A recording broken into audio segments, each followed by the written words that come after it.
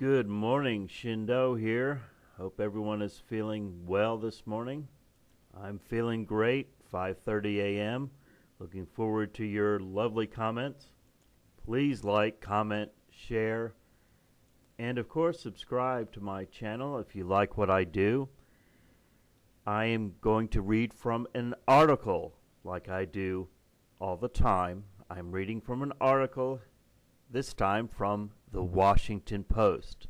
I always tell you where I get my article from, and I will always give you a link to the article in the description box. Talking about the new Cold War, Washington Post. As Russia reasserts itself, U.S. intelligence agencies focus anew on the Kremlin. U.S. intelligence agencies are expanding spying operations against Russia on a greater scale than at any time since the end of the Cold War, U.S. officials say. The mobilization involves clandestine CIA operatives, National Security Agency, cyber espionage capabilities, satellite systems, and other intelligent assets, officials said, describing a shift in resources across spy services that had previously diverted attention from Russia to focus on terrorist threats and U.S. war zones. So, folks, they're focusing on Russia instead of terrorists, sort of like with a spy plane that got buzzed a few days ago. U.S. officials said the moves are part of an effort to rebuild U.S. intelligence capabilities that had continued.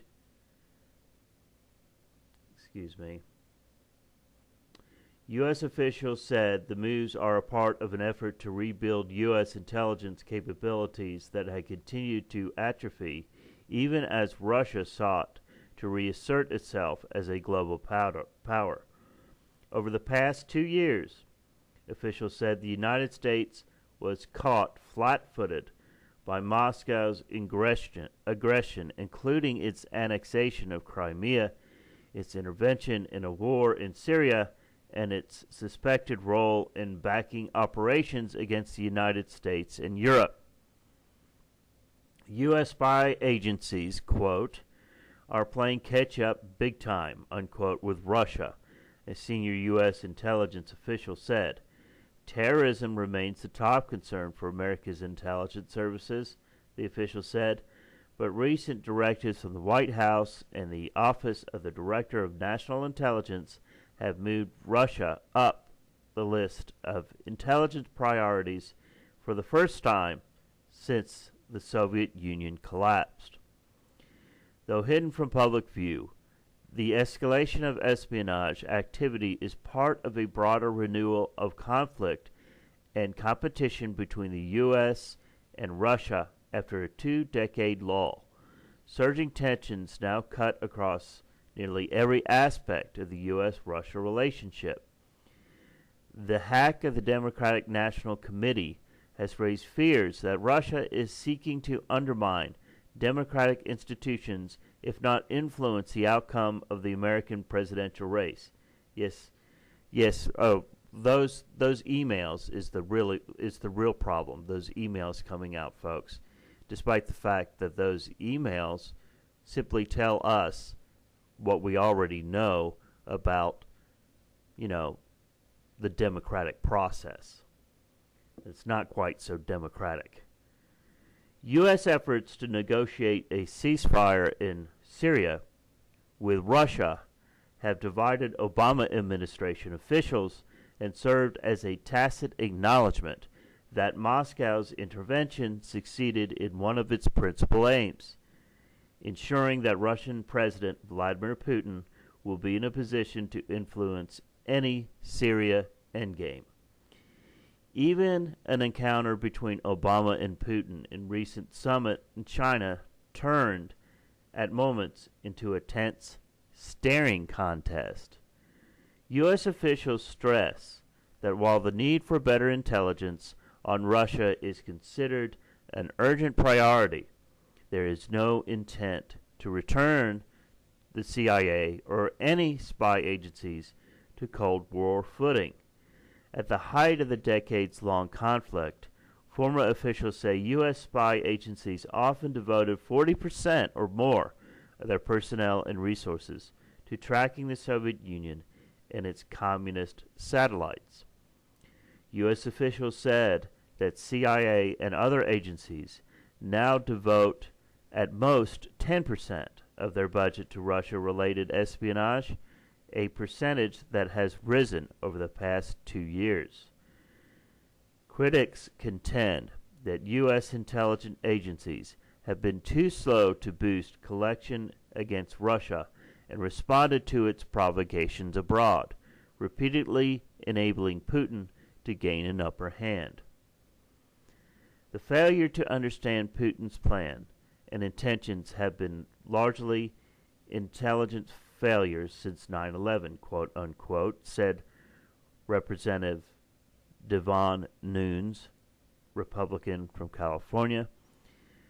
The chairman of the House Intelligence Committee, Nunes, said that despite a now well-established pattern of Russian aggression online against neighboring states and in Syria, U.S. spy agencies have struggled to anticipate Moscow's moves. Quote, "These should have been red flags," unquote, Nunes said, but we continued to get it wrong. Timothy Barnett, a ODNI spokesman, said that the email statement, quote, "The intelligence community continues to maintain its focus and its deep expertise on Russia, which has enabled us to understand Putin's evolving worldview. The IC allocates resources directed against Russia commensurate with the evolving threat." Barrett and spokesman for the CIA declined to comment on the scope or nature of espionage activities against Russia. Senior U.S. officials say that divining Putin's intentions is a particularly daunting task because of the Russian president's leadership style. Director of National Intelligence James R. Clapper, Jr., has said that Putin is, quote, "impulsive and opportunistic," unquote, rather than guided by constant strategic aims that would help U.S. intelligence analysts understand or anticipate his moves. Quote, "What his long-term plan is, I'm not sure he has one," unquote, Clapper said on CNN interview last year. Quote, "I think he is kind of winging this day by day," unquote. Former U.S. intelligence officials involved in spying operations against Russia disagreed, saying that Putin's motivations are consistent and clear: to reclaim his country's standing as a global rival to the United States, to destabilize Western governments that contest that aim, and to constantly test how much Moscow can provoke its adversaries before they respond. Quote, "What he's basically doing is probing and saying, how far can I push? How much can I gain?" unquote, said Stephen L. Hall, a former CIA officer who was responsible for overseeing operations in Russia and the former Soviet Union. Quote, "The DNC hack is nothing more than a modern iteration of something that Russians and Soviets have been doing for a long time, trying to meddle in other countries' politics to their benefit," unquote, just like the United States of America does. The greater challenge in gathering intelligence on Russia, President said current and former officials, is that because of Putin's formative experience as a KGB officer, he takes extraordinary precautions to ensure that his plans are not vulnerable to foreign intelligence services. Critical information is kept in tight circles within the Kremlin, whose members are guarded in their use of phones, computers, and other devices that might be penetrated. Boy, makes a lot of sense.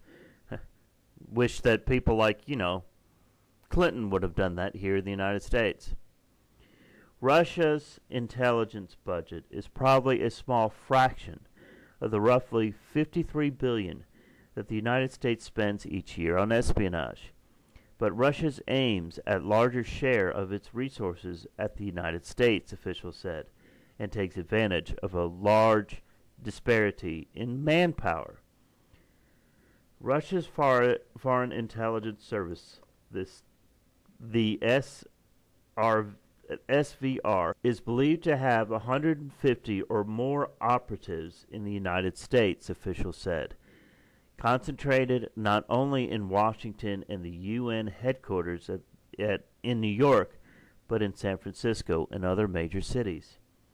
The CIA, by contrast, has at most several dozen case officers.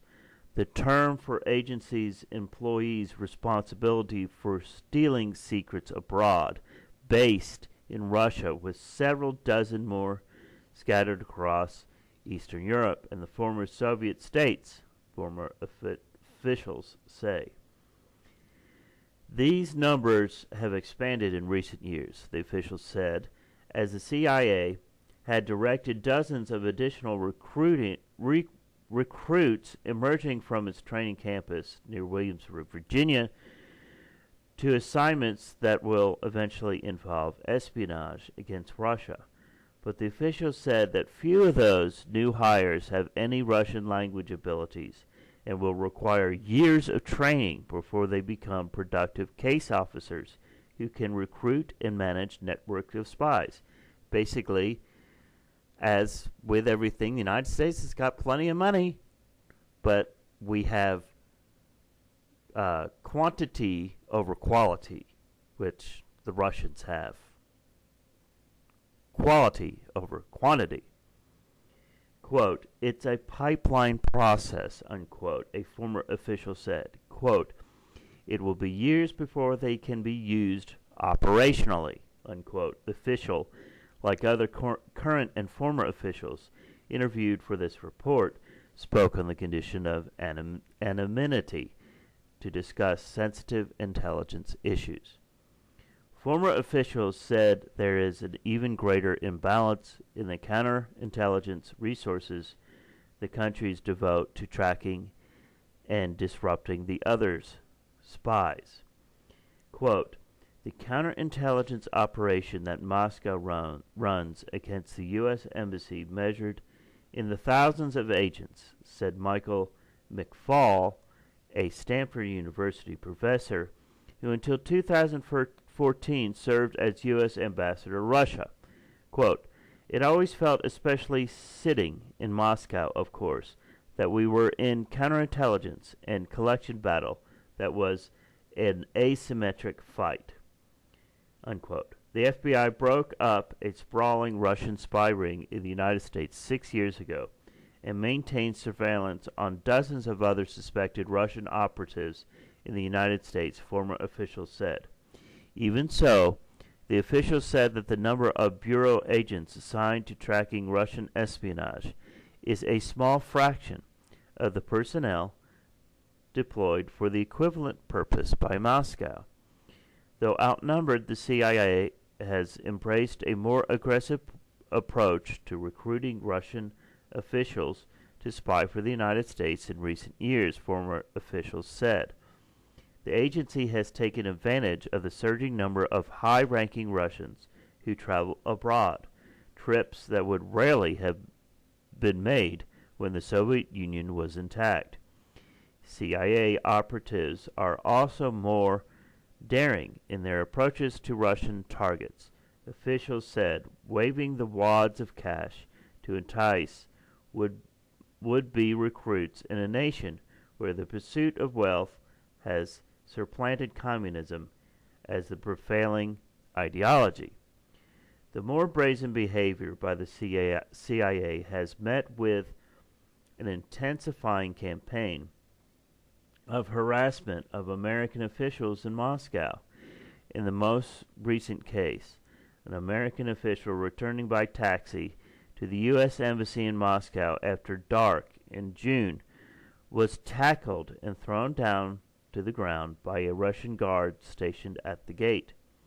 The American was formally identified as a U.S. diplomat, but current and former officials said that he was a CIA officer operating under diplomatic cover in Moscow and had to be evacuated from the country to have his injuries treated. State-owned Russian television subsequently aired video of the brawl, depicting it as an act of bravery by a Russian guard seeking to protect the embassy from a dangerous intruder, an interpretation denounced by the U.S. officials as preposterous. Even during less combative periods in the U.S.-Russian relations, American spy agencies kept some of their most sophisticated capabilities aimed at Moscow. Budget files provided to the Washington Post by former intelligence contractor Edward Snowden depicts Russia as on par with China and North Korea as an intelligence priority. Despite Russia's high-profile cyber exploits, current and former U.S. officials and Russia's digital espionage capabilities are inferior to those of the United States. One entry in the Snowden files refers to a National Security Agency program that, quote, will attempt to penetrate the Russian intelligence services' computer networks, increase access, and gain expertise on all elements of Russia's cyber programs, and strengthen the intelligence community's ability to counter Russia's potential to tap or disrupt the undersea and landline communication cables that carry sensitive U.S. data, unquote.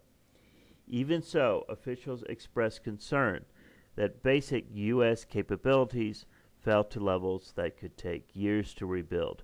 The ranks of Russian analysts and speakers went through two stretches of resource drain, officials said. First, during the peace dividend, quote unquote, years after the Soviet Union implosion, and the second, when Russian sections were stripped off people who were assigned to the counterterrorism units after the September 11, 2001 attacks. The House and Senate Intelligence Committees sought to accelerate the rebuilding process by steering tens of millions of additional dollars towards Russia-related espionage in the budget adopted by Congress last year. But officials say that U.S. spy agencies have been slow to spend their money and that the CIA has not been given any additional authority to mount covert operations beyond traditional categories of espionage against Moscow. Quote, we have really talented people that need direction from the DNI and White House, unquote, a senior U.S. official said. Quote, there needs to be a robust presidential finding, quote, the official said, referring to authority required for a covert activity, quote, that would allow us to do a lot more, unquote. Putin would probably be skeptical that the U.S. spy agencies face any such constraint. Clapper and the U.S. intelligence officials said that Putin's renewed aggression against the United States appears to be driven in part by his paranoia that the CIA and other agencies have been behind public uprisings, including throngs of demonstrations in 2012, scenes that analysts say unnerved Putin before his return to the presidency. Quote, he assigns a lot of influence and agency to organizations like the CIA, unquote, McFall said. Quote, he grossly exaggerates what they can do in the world and what they can do in Washington, but because he has got that mindset, he wants to win that war. All right, folks, if you like what I do, please click like, and please, that if you watch my videos, and certainly if you've made it all the way through this video, you must like what I do. So please click like. Now, I don't ask you to do this simply to stroke my ego. I ask you to click like because there are a lot of people who click thumbs down on my videos for whatever reason. I do a lot of controversial stuff here. I don't always put up stuff that's, flag waving bullshit. So, if you like what I do, please click like. Please subscribe if you haven't. Share my videos. And also comment. And please, when you comment on my videos, let's accept that both of us are adults. I know I am. So let's comment in an adult fashion. This is Shindo. You have a good Thursday.